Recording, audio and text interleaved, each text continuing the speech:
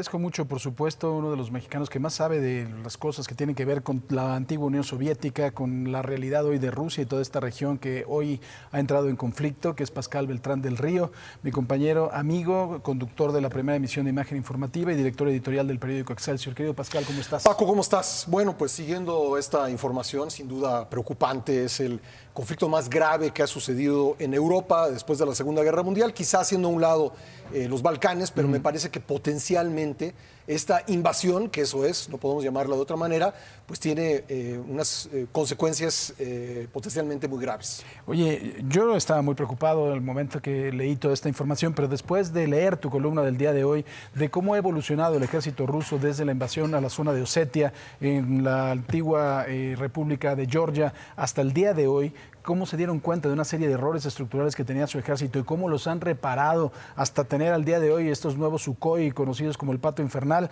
que dan miedo, ¿eh? Sí, la verdad es que después de 2008, cuando invadieron Georgia, que es la primera intervención militar rusa después de Afganistán, se dieron cuenta que tenían un ejército avejentado que habían heredado de la Unión Soviética con aviones que literalmente se caían del óxido. Y entonces tuvieron un periodo de renovación de sus Fuerzas Armadas, también de determinación de para qué querían tener una fuerza militar, y han seguido ese trabajo. Yo creo que no se ha seguido bien desde Occidente, no se ha percibido lo que está haciendo Rusia y tiene un ejército muy capaz. Además de la fortaleza que tiene en sí mismo Putin, ¿no? Un hombre que tiene la posibilidad de llegar casi 20 años más y que puede seguir casi 20 años más en el poder, que además de todo en la antigua o en la otra invasión a Georgia, pues estaba ¿qué era? Su empleado, ¿no? Dmitry Manuel Medvedev. M. González. Sí, exactamente. O sea, y finalmente al día de hoy es un hombre muy fortalecido ante su gente, ante la comunidad internacional, con un ejército muy fortalecido, con una Europa que tiene líderes, pues la verdad que no están fuertes. Yo creo que es interesante que esto ocurre cuando no está Angela Merkel en Alemania. También con todo lo que podamos pensar de Donald Trump, y creo que con mucha razón podremos criticarlo, pero no estoy seguro de que Putin se hubiera atrevido a hacer esto con Donald Trump en la presidencia de Estados Unidos. Está viendo un panorama de líderes debilitados, está viendo un panorama de líderes que quizá no construyan rápidamente un consenso, y creo que fue el momento preciso para él para atacar, y además justo en el momento que está reunido el Consejo de Seguridad de Naciones Unidas, él saca este mensaje que probablemente era grabado porque estaba vestido igual que en la conferencia del lunes pasado, diciendo que va una operación militar especial contra Ucrania, usando un gran eufemismo para la invasión. Además, tú tocas un tema muy interesante. Angela Merkel, una mujer que además de todo fue formada en Alemania del Este, que hablaba ruso perfectamente, que cuando iba no necesitaba traductor y que se le ponía de frente, ¿no? Una mujer con unos pantalones tremendos. Sí, Angela Merkel hablaba ruso y Vladimir Putin hablaba alemán, porque Vladimir Putin fue agente de la KGB asignado a Berlín, así que ellos dos se entendían mucho. Creo que parte del equilibrio de fuerzas y del mantenimiento de la paz en todos estos años tuvo mucho que ver con la relación que estableció Angela Merkel con Vladimir Putin, y desgraciadamente pues, ya no está. Ahora, los norteamericanos lo dijeron desde un principio, van a invadir, invadieron, pero realmente me parece que en el lenguaje de Joe Biden no está una acción militar, solamente sanciones en materia económica. ¿Esto puede cambiar? Pues las sanciones, hay que decir que Rusia ya las veía venir y se preparó para esas sanciones. De hecho, sus conversaciones con China tienen mucho que ver con eso. Rusia tiene posibles otras salidas para el gas. Tiene la posibilidad de ese gas que destina a Europa. Hay 11 países europeos que importan entre el 100% y el 40% del gas de Rusia.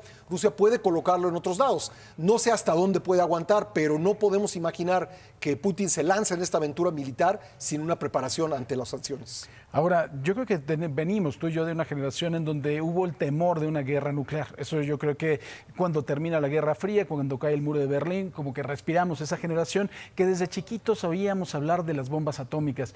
¿Se tiene que volver a tener ese temor? Sin duda, especialmente después del mensaje de Putin, de advertencia a otros países de que no se metan en el conflicto. Rusia tiene armas nucleares y pues, digamos, parece absurdo que alguien sea el primero en disparar una de ellas, porque esto llevaría a una destrucción global. pero la disposición de hacerlo, pues ahí está, y la capacidad de hacerlo también.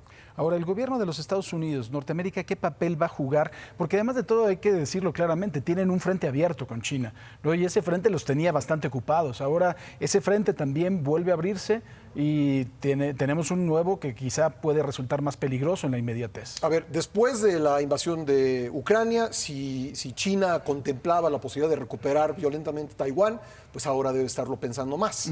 Y evidentemente hay, pues si no una alianza militar, sí una alianza política entre China y Rusia, y estamos viviendo un mundo ya no bipolar, ya no unipolar, estamos viendo un mundo tripolar en el que Estados Unidos está perdiendo cada vez más fuerza. ¿China qué es lo que va a hacer, Pascal? China va a esperar y va a ver.